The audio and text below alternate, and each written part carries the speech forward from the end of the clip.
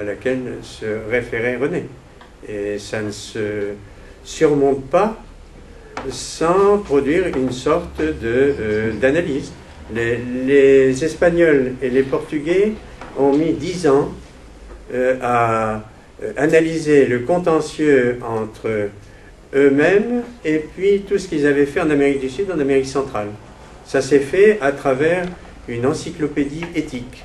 Donc Reyes Maté a demandé d'écrire à la fois aux philosophes d'Amérique du Sud, d'Amérique centrale et aux philosophes espagnols et portugais, parce que c'est une façon d'aborder les problèmes d'aliénation dans le passé, c'est-à-dire de faire en sorte qu'on puisse en tirer des leçons pour le présent. Rien n'a été fait.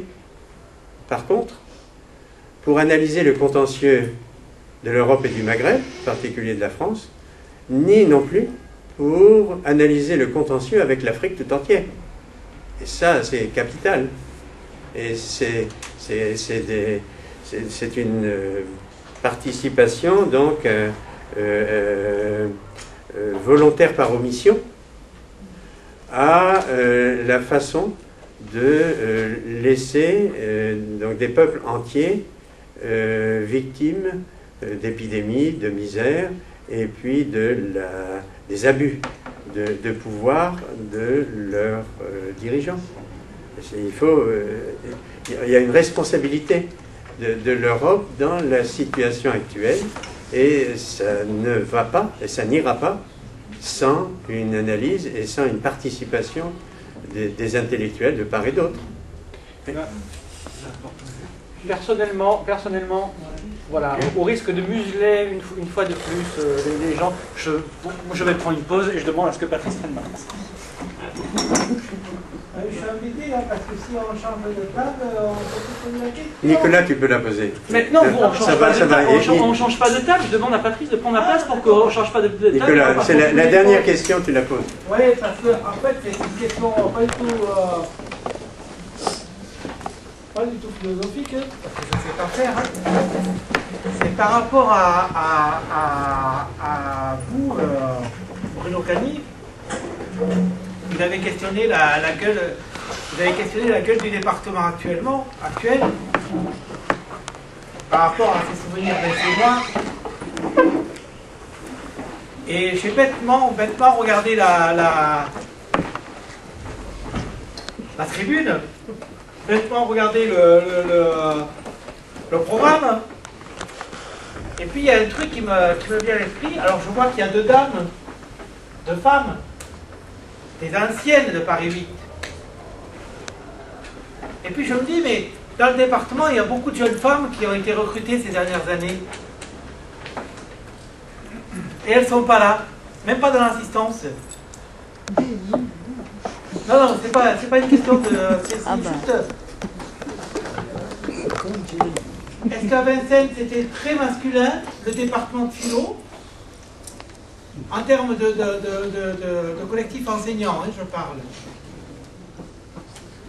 Que c'est ça qui fait qu'il y a une espèce de séparation qui a l'air de se manifester là, du moins ce que j'en ressens personnellement, d'autant plus qu'il a été beaucoup fait allusion, beaucoup parlé de la sodomie comme étant l'ouverture au monde. Et je me dis, mais il y a aussi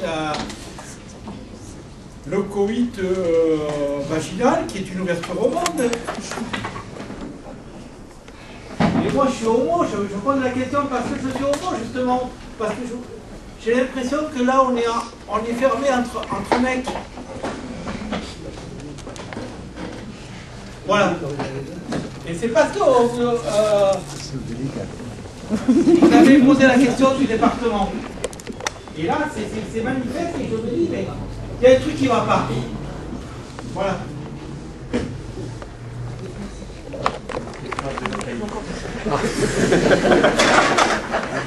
Non, parce que c'est quand même impressionnant. Moi, juste une petite remarque sur la sodomie, je pense quoi ça nous enfermerait entre mecs. pas. Je vais un petit peu, quoi. Tout simplement.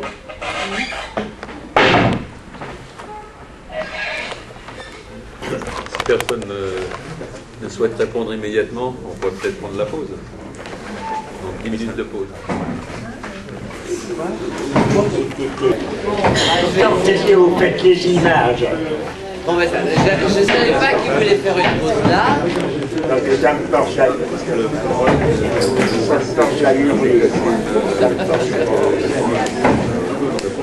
elle le voit. On n'a pas le temps de passer après, ouais. Nous allons reprendre la première communication, donc, est celle de Didier Moreau. D'un mauvais traitement infligé à Émile, la figure du pédagogue selon René Scherrer. Vas-y. Alors, je voudrais présenter ici quelques réflexions qui tentent toutes à montrer que la contribution de René Scherrer à la question pédagogique est capitale pour nous. Elle a instauré une critique salutaire de certaines perspectives éducatives particulièrement réactionnaires, et que si elle a procédé de manière nettement provocatrice, toute tentative de l'y réduire, donc à cette provocation, est une injustice intéressée. Et pour ce faire, je vais devoir montrer en quoi je me sépare précisément de la lecture que fait René Scherrer de Jean-Jacques Rousseau. Alors si l'on est attentif au texte de René Scherrer, Émile Perverti, paru en 1974, il semble bien que la lecture qu'il propose de l'Émile découle précisément de la lecture que Jacques Derrida vient d'en proposer quelques années plus tôt, en 1967. Je propose donc ici une hypothèse, et j'aimerais qu'elle soit discutée, car bien sûr je la crois juste. Voici la teneur. René Scherrer comprend Derrida mieux qu'il ne s'est compris lui-même, selon la formule classique de l'herméneutique reprise par Kant et Schleiermacher, toute la tradition. Mais cette compréhension conduit à une interprétation aporétique de l'Émile. Ceci est la première partie de l'hypothèse qui conduit à la suivante. René Scherrer ne pourra lever cette aporie que tardivement dans ses écrits autour des utopies nomades et de la question de l'hospitalité, où il sera de nouveau question, indirectement, de Derrida. Mais il s'agit simplement d'une hypothèse, et bien évidemment, je ne prétends pas avoir compris René Scherrer mieux qu'il ne s'est compris lui-même. Dans Émile Perverti, René Scherrer part donc d'un passage remarquable de la grammatologie de Derrida, qui lui permet d'interpréter l'Émile comme une œuvre paradoxale dans laquelle Rousseau libérerait l'enfant de telle façon qu'il puisse devenir le moteur des bouleversements sociaux, mais aussitôt pour l'enfermer dans l'éducation. Les pédagogues deviendraient ainsi les tiers entre la nature et la société, qui empêcherait l'enfant d'accéder au statut émancipé correspondant à ses potentialités.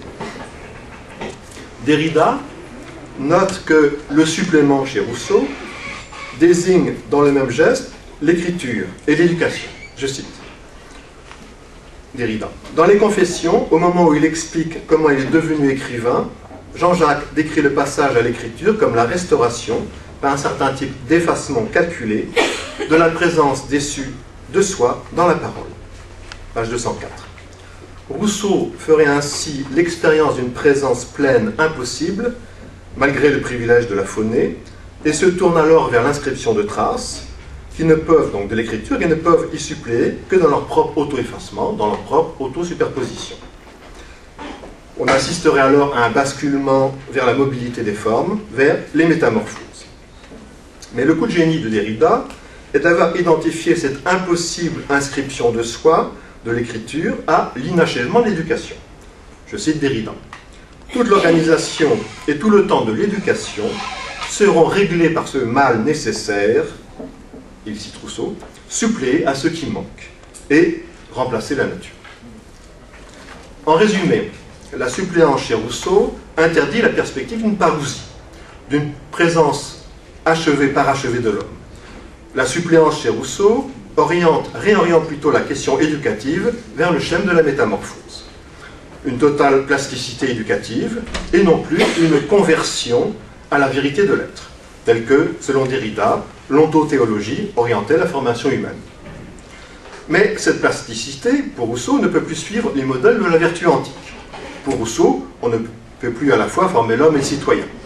Dès lors, la suppléance éducative, dans la lecture qu'en propose René Scherrer, correspond à une bifurcation. Soit, d'un côté, une chance pour l'humanité, donc cette suppléance, ce supplément qu'il faut apporter serait une chance pour l'humanité, entendu par là pour son émancipation, ou bien l'origine de la perversion humaine. Quelle est l'origine de cette bifurcation? Selon que la suppléance recherche une structure orientée sur le réel, ou se dirige sur le virtuel, dit René Scherrer, virtuel de la demande du pédagogue, il convient donc pour Rousseau de retancher la demande, au sens de Lacan, du côté de l'éducateur. Mais ce n'est pas ce que privilégie la lecture de René Scherrer, qui accentuerait plutôt chez Rousseau une mise en garde contre la dangerosité de l'enfant, et cette dangerosité a un double point d'ancrage. Premier point d'ancrage, échapper au précepteur. Deuxième point d'ancrage, suppléance à l'objet naturel du désir. C'est page 25. Rousseau ne serait pas loin lors de préfigurer un Luc Châtel évaluant les comportements de l'enfant de 5 ans. Cette dangerosité vient donc, dans la lecture de René Scherrer, d'un double manque. Manque du regard adulte qui surveille, comme manque d'un objet naturel gratifiant. Le dangereux supplément est la troisième phase, alors, de l'impossibilité d'atteindre la complétude. L'enfant doit être freiné dans sa propension à s'accorder lui-même un supplément à sa nature en vue d'une jouissance immédiate. La sexualité de l'enfant fait son apparition sur la scène pédagogique et le pédagogue entre alors en scène comme celui qui seul peut protéger l'enfant contre lui-même. Page 26. Incapacité donc à se voir soi-même, nécessité du tiers miroir qu'est le précepteur qui dès lors se croit investi d'un devoir de surveillance. Donc impossibilité d'une fusion éducative, mais aussi impossibilité de se procurer soi-même ce qui manque pour l'enfant. Le mythe de l'androgyne est sous-jacent. Et René Scherrer aura raison de penser que la seule réponse possible que Platon ait pu lui apporter est celle d'un Éros désexualisé, dans la figure du Socrate éducateur du banquet. On saisit mieux alors pourquoi, selon Rousseau, Émile doit être orphelin, et pourquoi aussi le gouverneur devra être le double d'Émile. Le mythe de l'errance dans le monde, à la recherche de sa moitié perdue, est un mythe central des morphèmes éducatifs. C'est ici que René Scherrer construit la figure d'Émile perverti. Il s'agit d'un mauvais traitement infligé à Émile. Selon René Scherrer, la perversion qui est faite à Émile est une conversion qui sera effectuée par le pédagogue vers la vérité de l'adulte. Cette conversion suppose la désexualisation ou le renoncement au dangereux supplément, dans l'attente de la sexualité adulte. Contre cette conversion, Scherrer proteste en défendant la thèse qu'il n'y a pas deux sexualités, infantile et adulte, mais une seule, que l'on sépare arbitrairement par la frontière pédagogique. L'idée même de René Scherrer est que cette sexualité, comme figure des passions, est le moteur même des associations libres par lesquelles s'effectue le déploiement de soi, humboldtien, donc dans la formation de soi, l'éducation, entendue comme Bildung. Ce que je voudrais argumenter ici, mais je vais faire très brièvement, car je viens d'autre part trop tard pour participer à une discussion sur l'ouvrage, c'est que René Scherrer inflige en fait, à mon avis, un mauvais traitement à l'Émile. Et ce mauvais traitement est du même ordre. L'Émile est, pour René Scherrer, le point de départ d'une vision pédagogique de l'enfance orientée vers cette idée du différement, lorsqu'il dit que la suppléance devient dans l'Émile un différement. Il le dit, page 66. Je cite, « Une société qui considère l'état d'adulte comme un arrêt du développement de l'individu, caricature de la destination de l'homme. » René Scherrer pense que l'Émile tombe finalement dans le piège qu'il a lui-même tendu à l'enfant, c'est-à-dire d'une fausse sortie dans laquelle on se trouve prisonnier. Si le supplément éducatif est orienté vers le différement, cela signifie que le projet de Rousseau participerait désormais de l'organisation de la parousie, du dispositif de la pleine présence d'une naissance de l'homme obtenue par l'éducation. La mise sous surveillance d'Émile, qui donne lieu à une organisation panoptique selon René Scherrer, n'aurait alors d'autre fin que d'obtenir cette parousie sans distorsion. Mais, à mon avis, cette lecture ne rend pas justice à l'Émile. Et René Scherrer lui-même a quelques hésitations. Je vais présenter quelques objections. Première objection, le thème de la nature. Rousseau n'a de cesse de vouloir de faire échapper la nature humaine au péché originel, suivant cela la nature qui permet l'éducation chez Comenius. On peut voir la réponse qu'il fait à Christophe de Beaumont, lequel était visiblement inspiré par Saint-Cyran. Ce modèle, le modèle de Rousseau, est plutôt celui d'un cosmos stoïcien qui permet de redéfinir la vertu, but de l'éducation, comme une vertu éthico-civique et non comme une vertu morale. Cette nature est donc horizontale et non transcendante. Elle permet la perfectibilité des êtres. L'éducation ne corrige pas la nature, elle lui supplée donc. Dans cette nature, chez Rousseau, il n'y a pas de hiérarchie des êtres, ni de paradigme à rechercher, surtout pas l'adulte, mais une transformation métamorphique par l'expérience. Ce n'est pas un fait séparé que cet intérêt de Rousseau pour la botanique, et on saura que Goethe donc va développer à partir de là les avancées théoriques qu'on connaît. Deuxième objection, l'impossibilité du pédagogue chez Rousseau. Selon Rousseau, le gouverneur ne peut pas être un mercenaire. Il doit être l'ami du père en tant que supplément de la nature. Donc on suppose qu'il entretiendra avec son élève une relation de bienveillance originelle. Deuxièmement, le gouverneur devra avoir été lui-même, ou devrait avoir été lui-même, un excellent élève, ce qui pose le problème du premier maître, qui ne peut être que soi-même. Troisième point, il doit être le plus jeune possible, ce qui le détache visiblement de l'âge adulte, pour attirer la confiance de l'enfant dans ses amusements. Ruse pédagogique, dira Michel Fabre, mais rapport non voilé au plaisir du jeu, je dirais même des jeux et de leur érotisation. Le gouverneur, pour Rousseau, n'est donc pas un précepteur au sens strict, mais bien un gouverneur. Je cite Rousseau, il ne doit point donner de préceptes, il doit les faire trouver. On retrouve cela en action dans la forêt de Montmorency, dans laquelle Jean-Jacques se perd avec Émile, lequel se retrouve en inversant la relation pédagogique. Livre 3. Troisième argument, la figure d'Émile. Et surtout, à mon avis, ce que René Scherrer ne prend pas assez en compte, c'est qu'Émile n'est pas n'importe qui. Si, comme le dit Rousseau, le pauvre s'éduque seul, si le riche peut devenir pauvre, alors il faut préparer l'élève à toutes les conditions. En clair, le but de l'éducation n'est pas d'obtenir un état achevé, c'est une aptitude stoïcienne, pour moi, à la métamorphose. Et s'ensuit, pour Rousseau, qu'Émile doit être doué pour être élève. Je cite Rousseau. « Je ne sais point apprendre à vivre à qui ne songe pas à s'empêcher de mourir. » Ce qui éclaire d'un nouveau jour l'usage que fait René Scherrer du célèbre passage de Nietzsche contre les éducateurs, on s'éduque seul. D'où le thème du double. Émile ne devrait avoir aucun précepteur si ce n'est lui-même. Paradoxe d'une éducation de soi. On ne peut pas sortir de la corruption par une éducation qui serait déjà nécessairement corrompue. Un état hypothétique qui n'existera jamais, le projet d'une éducation impossible dont on va montrer les principes, la structure, en sachant qu'elle n'est pas réalisable, pour Rousseau. D'où Pestalozzi. Pestalozzi sur lequel Scherrer ne dit rien, alors qu'il évoque malicieusement les établissements de Basdorf et de manière très critique la vision ruraliste que l'on trouve parfois chez Célestin Freinet. Dernier argument, et à mon sens le principal, la perfectibilité comme inachèvement. Il y a une référence appuyée à Georges Lapassade dans cet ouvrage, donc à son ouvrage L'entrée dans la vie, sur le thème de l'inachèvement structurel de l'homme. C'est là, à mon avis, que se durcit ce que j'appelle le mauvais traitement à l'Émile. Lorsque René Scherrer fait soutenir par Rousseau la thèse d'un état de maturité, page 68. René Scherrer lui-même doute d'avoir raison lorsqu'il dit que l'Émile contient sur ce point des propositions dont la justesse serait incontestable. C'était détourné de l'orientation du discours qui les porte, page 68.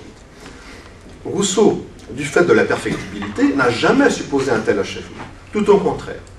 Moi, personnellement, je défends la thèse que l'aspect principal de la révolution rousseauiste consiste à rendre à nouveau possible les éducations métamorphiques.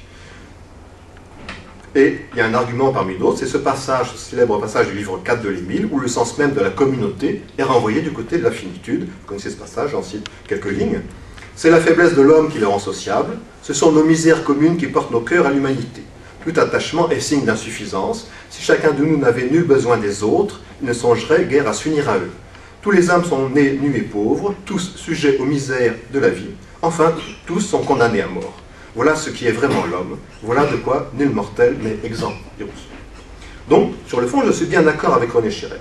Les pédagogues de la conversion ne favorisent pas l'émancipation des élèves, à cause du principe transcendant. Le précepte, comme dit Rousseau, donc principe transcendant, auquel ils obéissent. C'est pourquoi il faut examiner avec Fourier maintenant l'idée même d'une éducation par soi avec d'autres que soi.